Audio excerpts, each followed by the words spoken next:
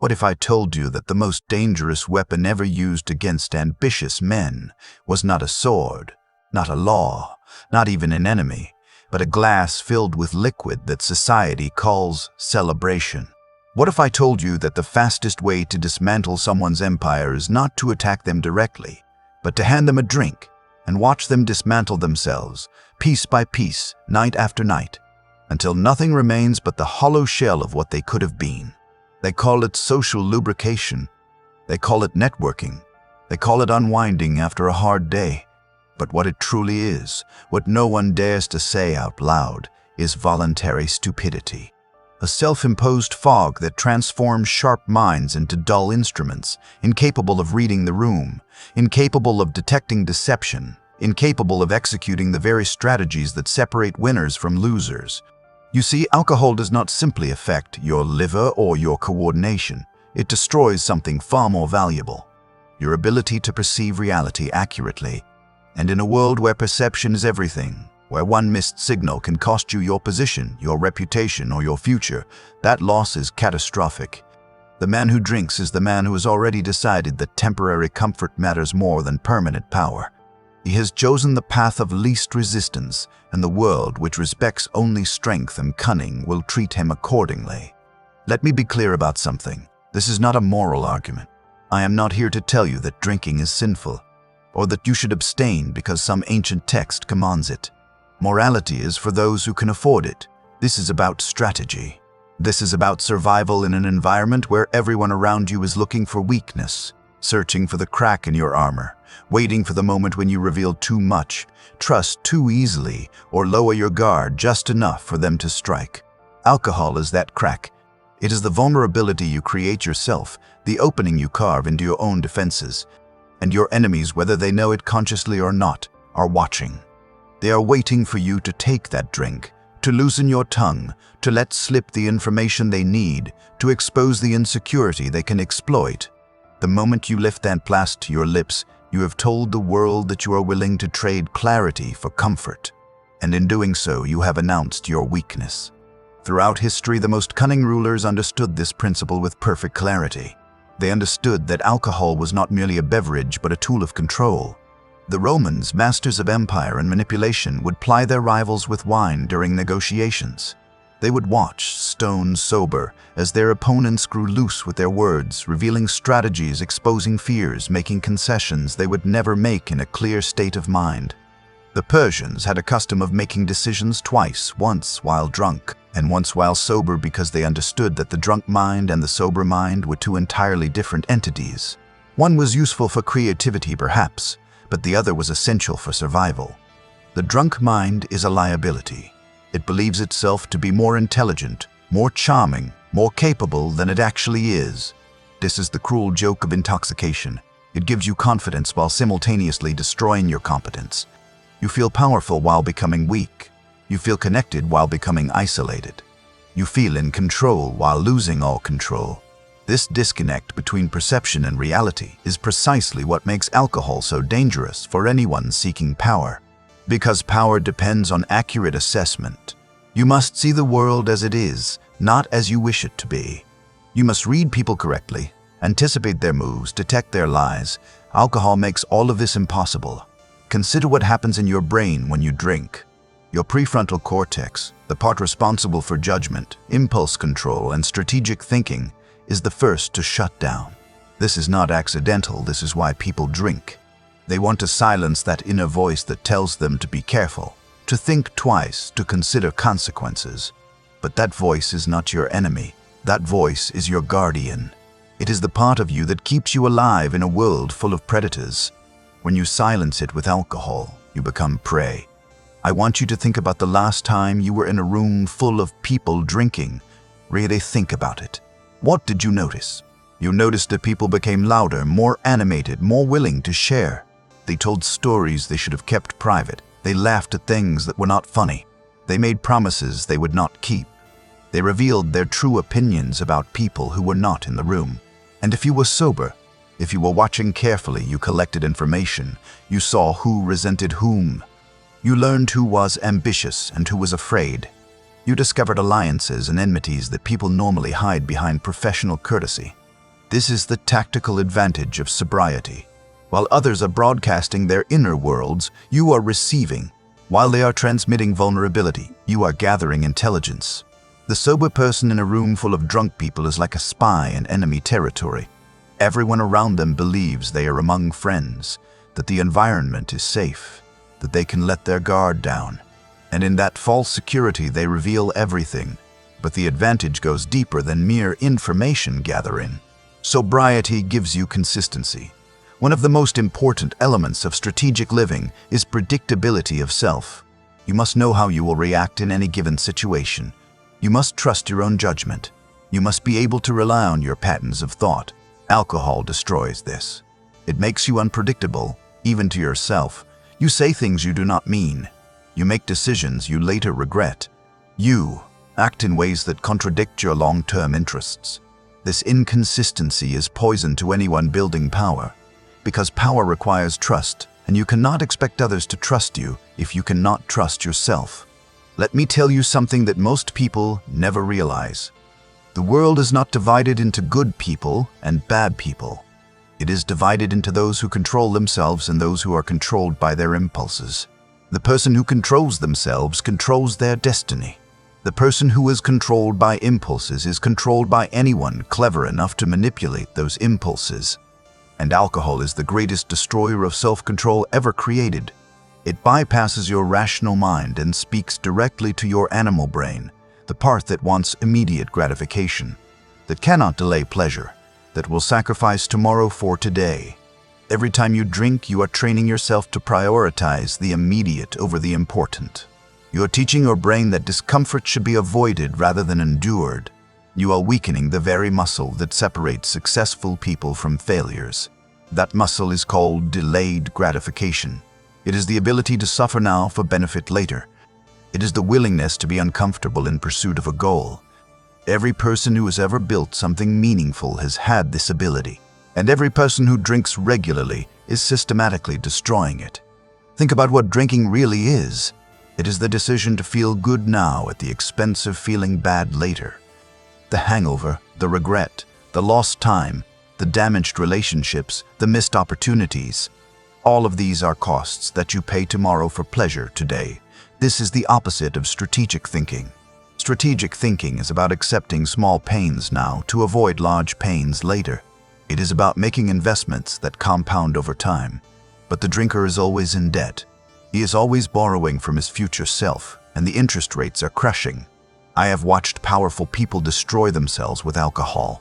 Not dramatically, not in a single catastrophic event, but slowly, imperceptibly, over years. They start by drinking socially just to fit in, just to relax. Then it becomes a habit. Then it becomes a need. And by the time they realize what has happened, they are no longer the person they were. Their edge is gone. Their instincts are dull. Their reputation is compromised. They have become predictable, manageable, controllable. And in a world where the most dangerous people are the unpredictable ones, this is a death sentence. You must understand something fundamental about power. Power is not given, it is taken. And it is taken by those who are awake while others sleep. I do not mean this metaphorically. I mean it literally. While your competitors are recovering from hangovers, you are working. While they are foggy and slow, you are sharp and fast. While they are making excuses, you are making progress. This advantage compounds. One day of clarity is worth little. 1 year of clarity while your rivals are dulled by regular drinking is worth everything. There is a reason why alcohol is legal and widely promoted while other substances are banned. It is not because alcohol is less harmful. In many ways, it is more harmful. It is because alcohol makes people docile. It makes them manageable. It takes the edge off their anger, their ambition, their revolutionary spirit. A population that drinks regularly is a population that will not revolt. They are too tired, too foggy, too focused on their immediate discomfort to organize, to plan, to execute any kind of meaningful resistance. The same principle applies to individuals. A person who drinks regularly will not rise to challenge the existing hierarchy. They are too compromised, too dependent on social approval, too afraid of being seen as different. They will go along to get along. They will compromise their values for acceptance. They will trade their potential for belonging. And the people at the top of the hierarchy, the ones who understand how power really works, they know this. They encourage drinking. They celebrate it. They make it seem sophisticated, mature, necessary, because they know that every drink you take makes you less dangerous to them. Let me ask you a question. When was the last time you saw a truly powerful person, someone at the top of their field, someone who controls significant resources, drunk in public? You have not, because people who understand power understand that every public appearance is a performance. Every interaction is an opportunity to gather information or project strength. And you cannot do either of those things effectively while intoxicated. The powerful drink rarely, and when they do, it is calculated. They are never out of control. They are never vulnerable. They are never revealing more than they intend to reveal. Now contrast this with the average person. They drink to celebrate. They drink to commiserate. They drink because it is Friday. They drink because everyone else is drinking. They drink because they are stressed. They drink because they are bored. They have 1,000 reasons, and all of them are excuses for weakness. They are admitting, without realizing it, that they cannot handle reality without chemical assistance. And this admission, this confession of weakness is heard by everyone around them, even if it is not consciously processed. You see, human beings are incredibly good at detecting weakness in others. We have evolved this ability over millions of years because our survival depended on knowing who was strong and who was weak, who was reliable and who was not. When you drink, you are broadcasting weakness. You are telling everyone watching that you cannot control your impulses, that you need external substances to feel comfortable, that you are willing to compromise your judgment for temporary pleasure. And the people around you, especially the strategic ones, are taking notes. This is why sobriety is such a powerful signal. When everyone else is drinking and you are not, you stand out. You become memorable. You project discipline. People wonder about you. They cannot quite figure you out. And that mystery, that unpredictability is valuable. It makes you more interesting than if you were just another person slurring their words and laughing too loud at mediocre jokes. The sober person commands respect without demanding it. Their presence alone is enough. But the benefits of sobriety go far beyond social perception. They extend into every area of your life. Your sleep quality improves dramatically. And sleep is where your brain processes information, consolidates memories, and prepares for the next day. When you drink, you destroy sleep quality. You might pass out quickly, but you do not achieve deep, restorative sleep. You wake up foggy, slow, operating at perhaps 70% of your capacity. Do this regularly and you are giving your competitors a 30% advantage over you. In a competitive environment, that gap is insurmountable. Your cognitive function improves, your memory becomes sharper, your ability to focus increases. Your creativity, real creativity, not the fake kind that drunk people think they have, becomes more accessible. You start seeing connections you missed before. You solve problems faster. You learn more efficiently. All of these advantages compound over time.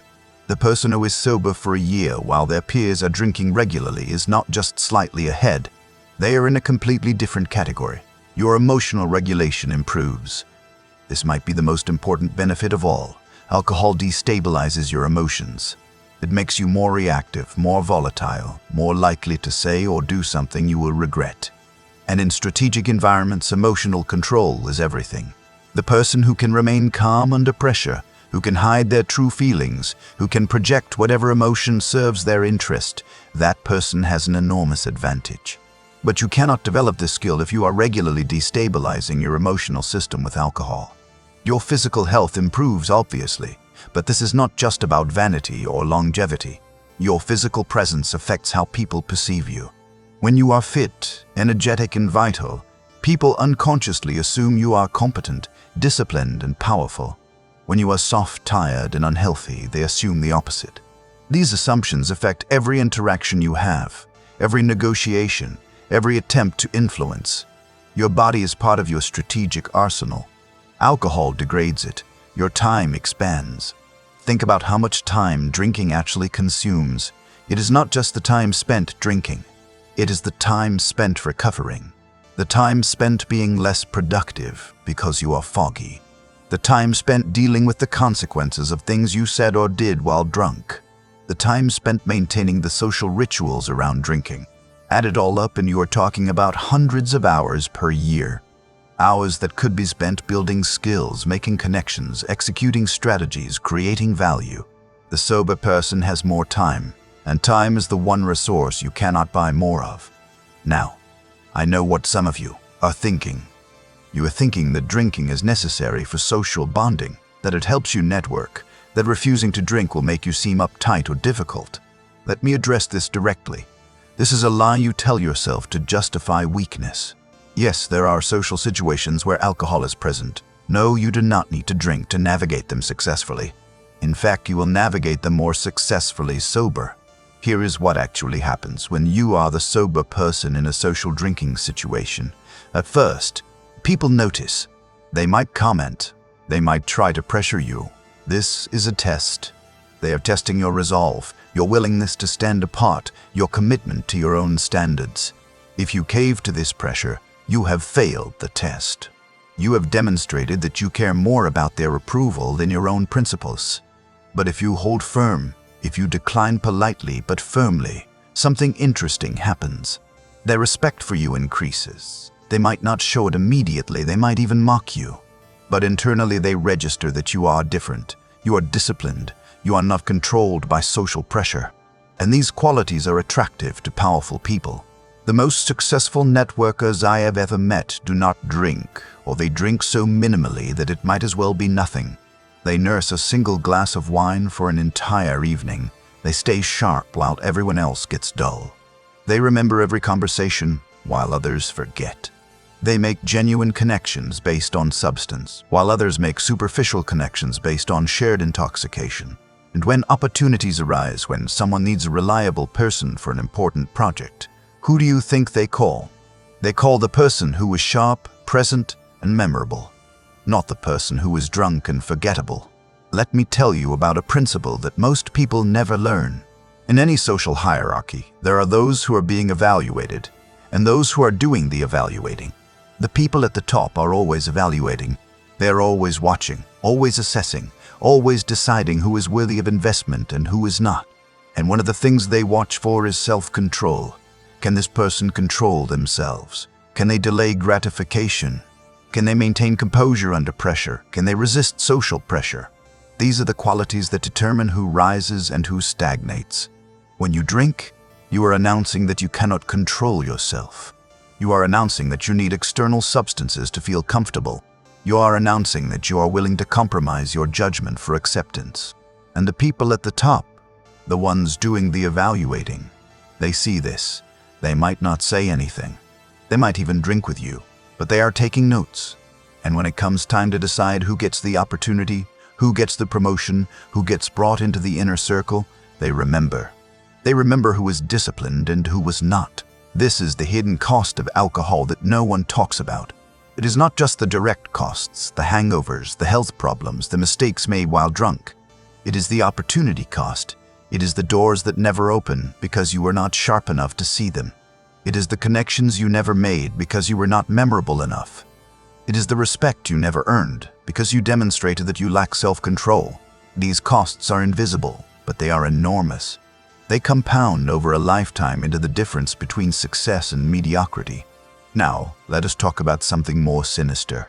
The way alcohol is used as a tool of control by those who understand power.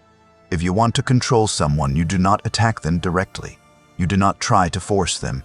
That creates resistance. Instead, you make them want to control themselves. You make them believe that their self-destructive behavior is their own choice, their own preference, their own personality. This is the genius of alcohol as a control mechanism. People destroy themselves willingly, even enthusiastically, believing that they are exercising freedom. Think about how alcohol is marketed. It is associated with success, sophistication, celebration, rebellion, authenticity, connection. Every possible positive quality is linked to alcohol through advertising and cultural messaging. And this is not accidental. This is social engineering. The goal is to make you associate alcohol with the things you want, so that you will voluntarily consume something that makes you weaker, more controllable, more predictable. And it works. It works brilliantly. People all over the world are poisoning themselves while believing they are enhancing their lives.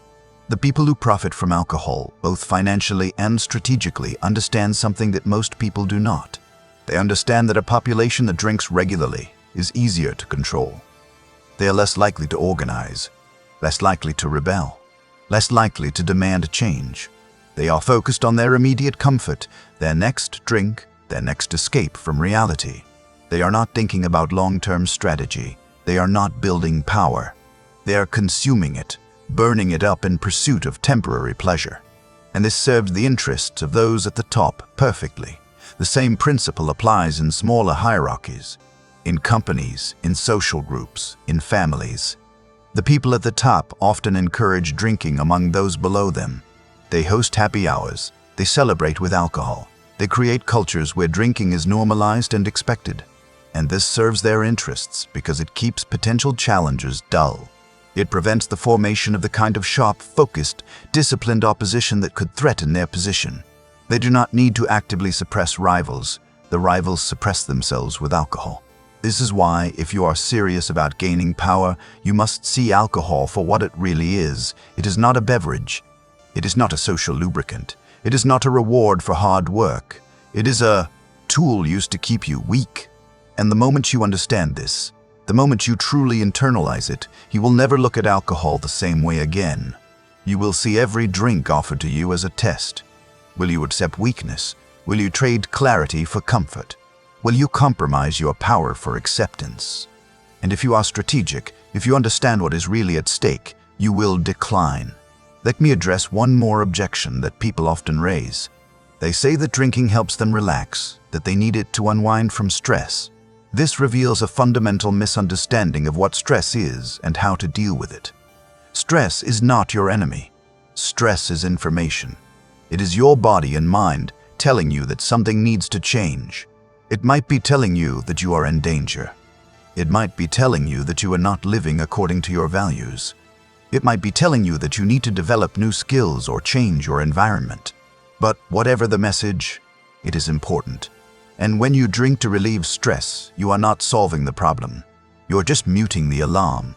This is like taking painkillers for a broken bone without setting the bone. The pain goes away temporarily, but the underlying problem gets worse. And eventually the damage becomes so severe that it cannot be repaired. The same thing happens with stress. When you regularly use alcohol to cope with stress, you never develop real coping mechanisms. You never learn to process emotions effectively. You never address the underlying causes. And over time, your capacity to handle stress actually decreases. You become more fragile, more dependent, more controlled by your circumstances. The strategic person does the opposite. They use stress as a signal. They pay attention to it. They investigate its source. They make changes based on what they learn. And in doing so, they become stronger, more resilient, more capable. They develop real emotional regulation skills. They learn to stay calm under pressure. They become the kind of person who thrives in chaos while others fall apart. But you cannot develop these skills if you are constantly medicating yourself with alcohol. Here's what sobriety really gives you. It gives you clarity to see reality as it is, not as you wish it to be. It gives you consistency to be the same person in private and in public. It gives you control over your impulses, your emotions, your reactions. It gives you time that would otherwise be wasted on drinking and recovery. It gives you health, energy, and vitality. It gives you the respect of those who value discipline. It gives you an advantage over everyone who is compromising their potential with regular drinking. And most importantly, it gives you sovereignty. It makes you the ruler of your own life rather than a servant to your appetites. This is not about perfection. This is not about never making mistakes. This is about understanding the game you are playing and refusing to handicap yourself unnecessarily. Life is already difficult. Competition is already fierce. Why would you make it harder by voluntarily dulling your most important tool, your mind? Why would you give your rivals an advantage? Why would you signal weakness to those who are looking for it? The answer is that you would not if you truly understood what was at stake. The path to power is narrow and it is difficult. It requires sacrifice. It requires discipline. It requires the willingness to be different, to stand apart, to resist social pressure. Most people are not willing to pay this price. They want power, but they also want comfort.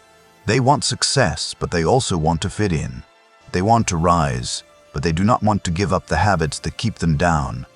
And so they stay where they are, wondering why others advance while they stagnate, never realizing that the answer is in their hand every Friday night. You have a choice to make. You can continue drinking, continue compromising your clarity, continue giving your rivals an advantage, continue signaling weakness to those who matter. Or you can stop. You can reclaim your mind. You can develop real discipline. You can become the kind of person who is feared and respected rather than pitied and dismissed. You can become dangerous in the best possible way. Dangerous because you are clear, focused, disciplined, and strategic. Dangerous because you see what others miss. Dangerous because you control yourself when others are controlled by their impulses. This choice will define your trajectory.